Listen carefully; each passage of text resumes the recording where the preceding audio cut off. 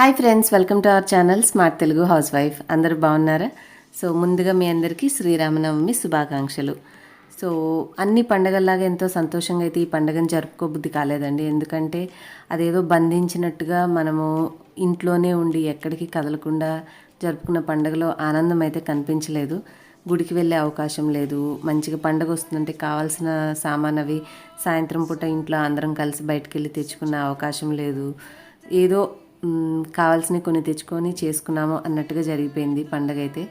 So మా vegetables చూసారా, ఇంతకుముందు కింద పెట్టేశాను, కానీ వాటిని అలా కింద పెట్టడం నాకు నచ్చలేదు. అందుకని చెప్పేసి కొన్ని బాక్సెస్ ఉంటే అవి సర్దేసి వాటి మీద పెట్టుకున్నాను. అండ్ ఇంకా ఇంట్లో పిల్లలైతే అయితే టీవీ లేదంటే ఫోను. ఇంకా మా అమ్మాయికి నేను కొంచెం ల్యాప్టాప్ అది ఇచ్చి వర్క్ టైపింగ్ నేర్చుకోమన్నాను. సో దాని మీద ప్రాక్టీస్ చేసుకుంటుంది. అండ్ నిన్న సాయంత్రం, అంటే ఈరోజు కాదండి, నిన్న సాయంత్రం ఈ షెల్ఫ్లో ఏదో ఒక వస్తువు మా అబ్బాయి కావాలని వెతుకుతా కొన్ని తీశాడు. కానీ ఇంకా కవర్స్ ఎక్కువైపోయినాయి.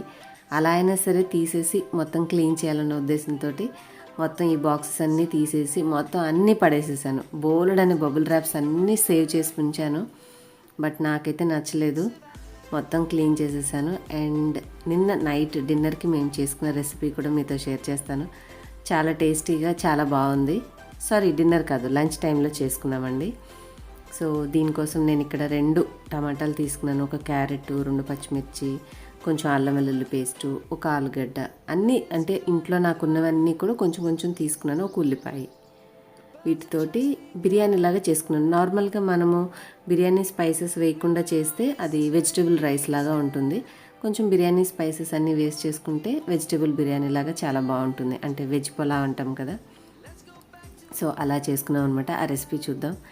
అండ్ ఇంకా ఏం చేశారు ఇవాళ మీరు పండగకి స్పెషల్ అనేవి నాకు కామెంట్స్లో చెప్పండి. సో ముందైతే నేను వెజిటేబుల్స్ కట్ చేసేసుకుని అన్నీ రెడీ చేసి పక్కన పెట్టుకున్నాను. ఇలా చేసుకోవడం వల్ల ఏంటంటే వంట రాని వాళ్ళు కూడా చాలా త్వరగా చేసుకోవచ్చు. ప్లస్ మనకి టైమింగ్ అనేది బాగుంటుంది. చాలా త్వరగా అనేది వంట చేసేసుకోవచ్చు. ఎక్కువ టైం అనేది తీసుకోదు. ఈ విధంగా ప్లానింగ్ అనేది ఉంటే ఏం కావాలి, వెజిటేబుల్స్ ఏమేమి కట్ చేసుకోవాలి అనేవి అన్నీ కడిగేసేసి ముందుగా ఉప్పు నీళ్ళలో పెట్టాల్సినవన్నీ కూడా ఒక 10 నిమిషాలు ఉప్పు నీళ్ళలో నానబెట్టేసేసుకొని పీల్ చేయాల్సినవి అంటే తోలు తీయాల్సినవన్నీ కూడా తీసేసి క్లీన్ చేసేసుకోవచ్చు. అండ్ నిన్న మీకు వ్లాగ్లో చూపించాను కదండి నేను చేసినటువంటి నెయ్యి. సో అదే వేశాను. స్టీల్ది కాబట్టి కడాయి ఆల్రెడీ ఆన్లో ఉంది.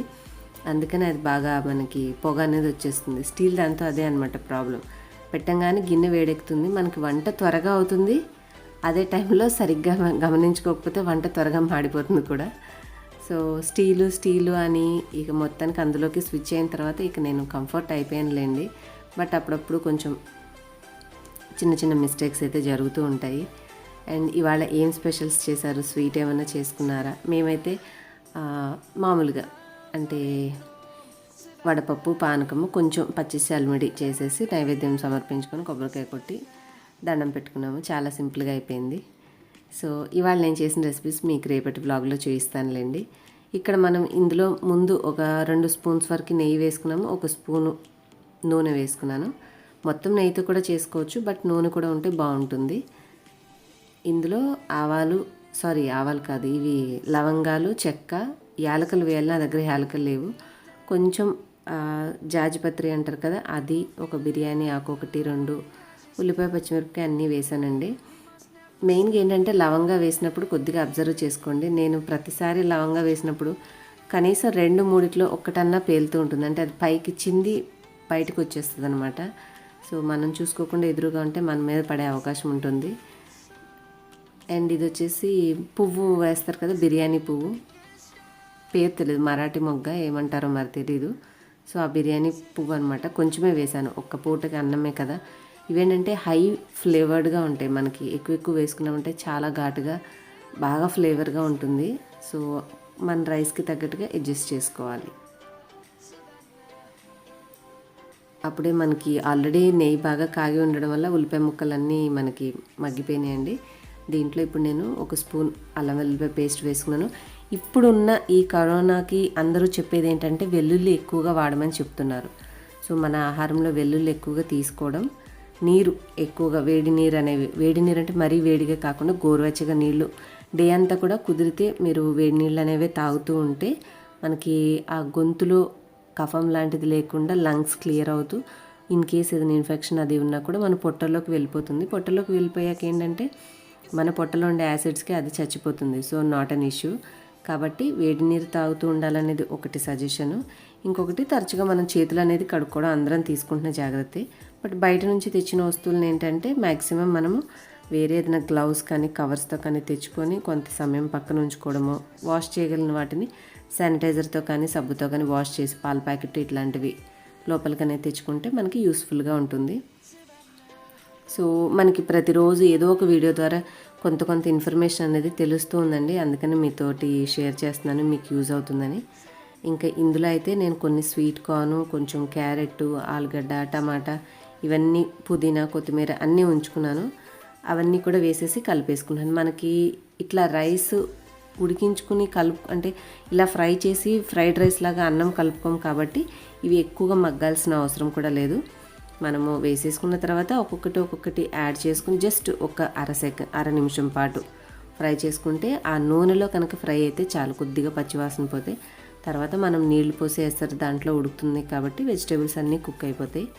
ఇది ఒక బెస్ట్ హెల్దీ ఫుడ్ అని కూడా చెప్పొచ్చండి. మనం బిర్యానీ ఎంజాయ్ చేస్తున్నాం అన్న సంగతి పక్కన పెడితే ఈ విధంగా అన్ని రకాల కూరగాయలని ఎట్ ఏ టైం మనం ఒక రైస్తో తింటాం కాబట్టి, అదే కూరగాయ అయితే ఇన్ని యాడ్ చేయము, కొన్ని టేస్ట్ డిఫరెంట్గా ఉంటాయని. కానీ దీంట్లో ఏంటంటే అన్నీ కలిసిపోయే అవకాశం ఉంటుంది.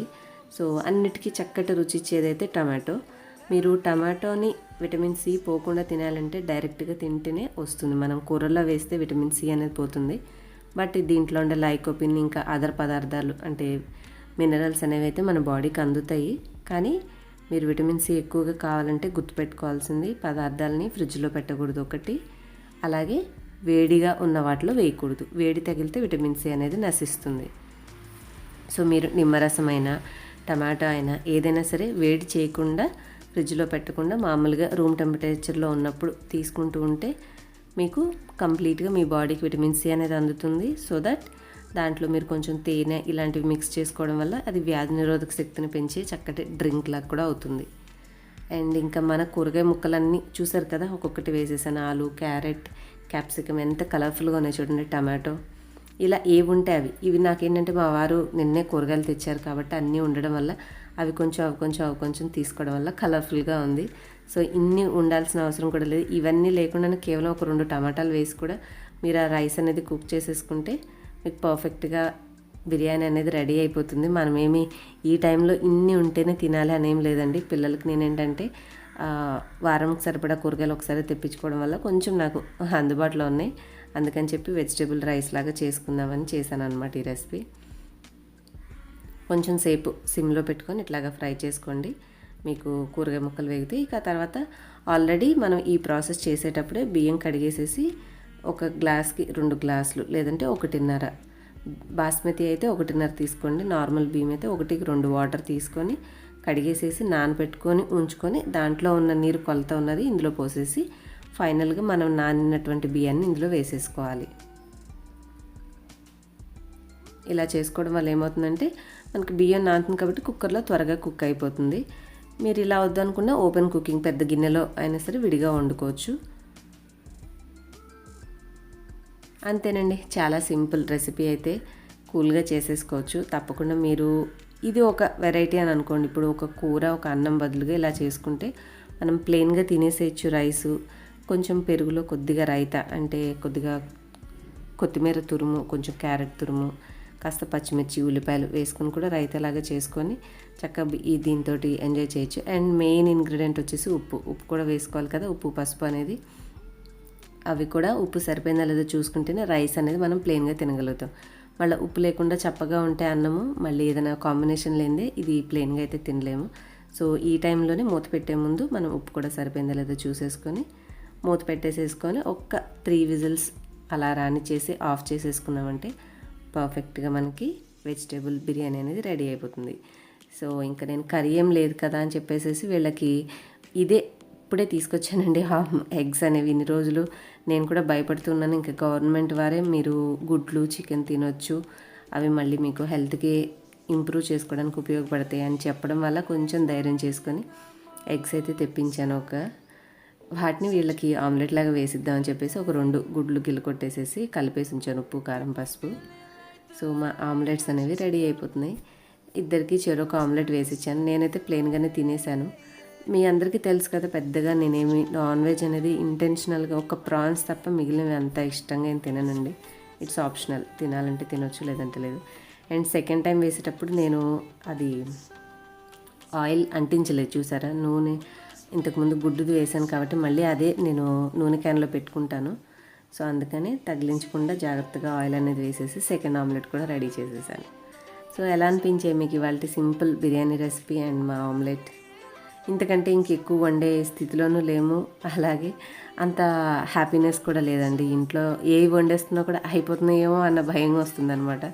మళ్ళీ తెచ్చుకోవడానికి తేవచ్చు, కానీ మళ్ళీ బయటికి వెళ్ళాలి అనేది భయం అనమాట మెయిన్. అంతే, ఉన్న వాటిని అవగొట్టేస్తే మళ్ళీ నలుగురిలో బయట అంతా తిరిగి తెచ్చుకోవాలి.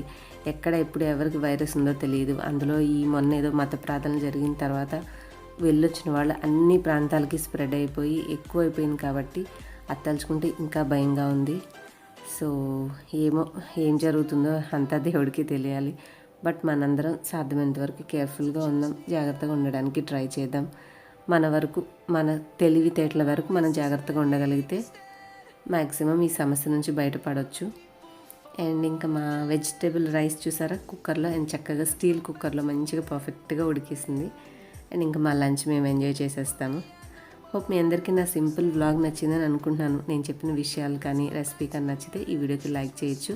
అలాగే మీ ఫ్రెండ్స్ అండ్ ఫ్యామిలీతో కూడా ఫేస్బుక్, వాట్సాప్లో షేర్ చేయండి. మన ఛానల్ ఇప్పటివరకు సబ్స్క్రైబ్ చేసుకోకపోతే సబ్స్క్రైబ్ చేసుకుని పక్కన వచ్చిన బెల్ కూడా యాక్టివేట్ చేసుకోండి. వీడియో నోటిఫికేషన్స్ మిస్ అవ్వకుండా ఉంటారు. నెక్స్ట్ ఇంకొక వ్లాగ్లో కలుస్తాను. Thanks for watching. బాయ్.